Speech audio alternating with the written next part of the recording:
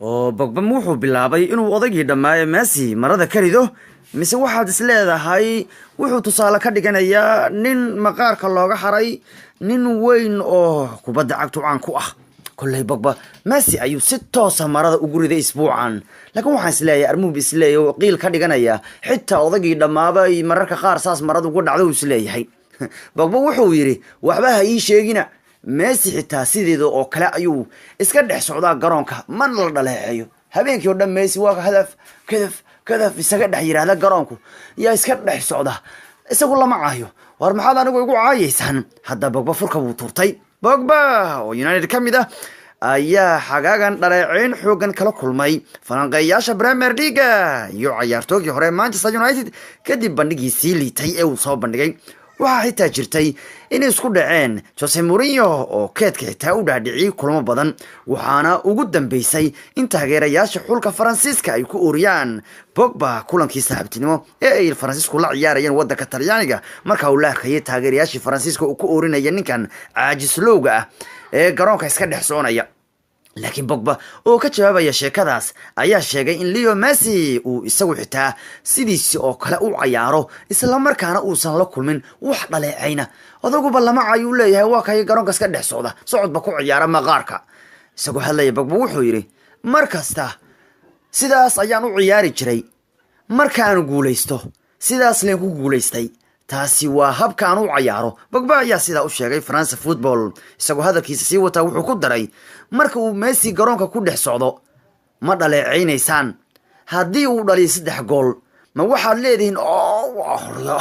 kaas waa wax kale laakiin garoonku ayuu dhex socdaa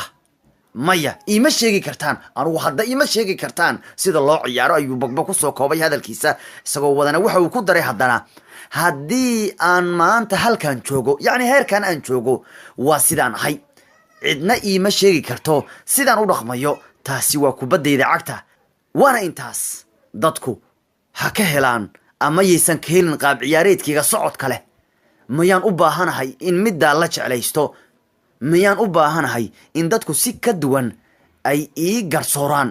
hadda Pogba waa kaayay furka tuurtay oo aad ugu carooday falanqeeyaasha iyo taageerayaasha ku dooda isagu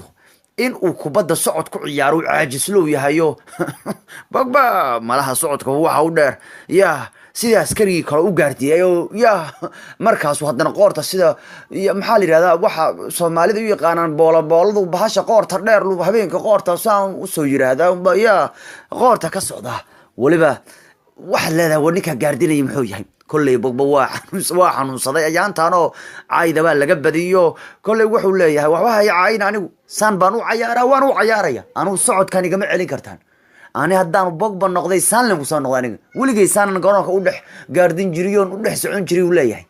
war wuxuu leeyahay maxaad kaliya igu xayaysan war ninka dhan ee aad cimaamada ku turtaan ee aad ka yaabantihiin ee aad madaxa u ruxdaan markuu ciyaaraya tiraadaan ma magic waa sixiro leh waa duni kale isagu bas socod buu ku ciyaaraa mana caysan